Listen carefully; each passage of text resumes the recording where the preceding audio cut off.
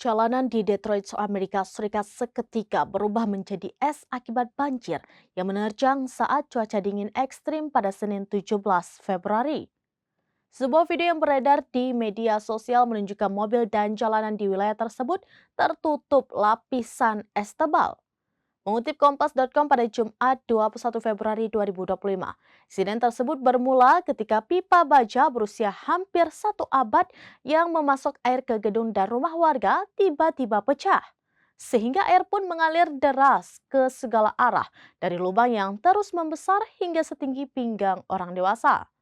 Adapun hal tersebut berdasarkan laporan AP News pada Kamis 20 Februari. Dilaporkan lebih dari 90 orang harus dievakuasi dari rumah mereka. Beberapa di antaranya diselamatkan oleh petugas pemadam kebakaran menggunakan perahu karet, sedangkan yang lain berhasil mencapai tempat aman menggunakan ember konstruksi.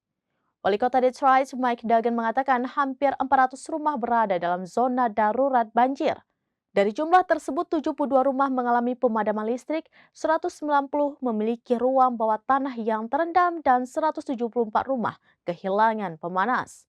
Sementara itu, puluhan kendaraan yang tertutup salju terjebak dalam air setinggi roda atau bahkan kap mesin.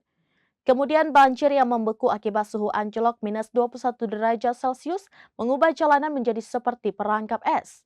Mike mengaku pemandangan jalanan yang membeku ini tidak pernah terjadi di Detroit sebelumnya.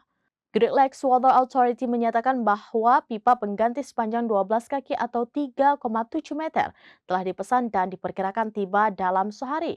Namun pipa air utama ini baru bisa beroperasi setidaknya 2 minggu lagi. Pemerintah kota akan menggunakan dana dari Detroit Water and Storage Department serta Water Authority untuk membayar kamar hotel dan makanan bagi warga yang terdampak. Selain itu, pemerintah kota juga akan menanggung biaya perbaikan atau penggantian pemanas air dan pemanas rumah yang tidak diasuransikan serta membersihkan ruang bawah tanah yang terdampak.